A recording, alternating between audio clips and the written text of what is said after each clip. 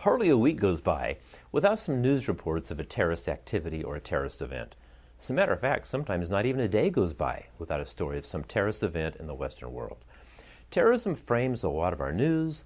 It's important to public policy. Certainly it's something we should talk about. So let's discuss what terrorism is, what motivates it, and how we should best deal with it as a society.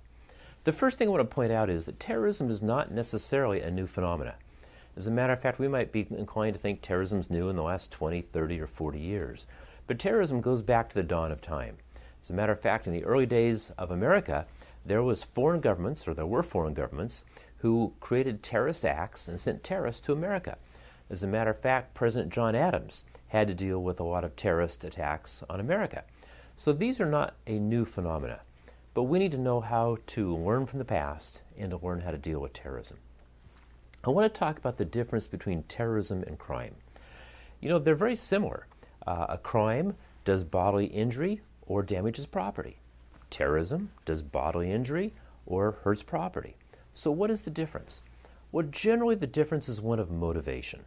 Normally a crime is motivated either by passion or by greed. A criminal has anger and wants to kill someone and commit murder. Or maybe the criminal wants personal financial gain. They break into a store, steal merchandise, or steal money. So that crime we normally talk about is having to do with passion or with anger or with self-benefit. Well, terrorism has some of those things too. But the thing that's different about terrorism is that the real existence of terrorism is intended to change government policies. So terrorism puts us on a bigger stage.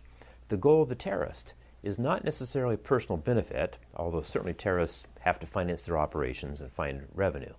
But their goal is often to effect a policy change in the government, in the territory where they're committing the terrorist acts. In our next part, we'll talk a little more about that.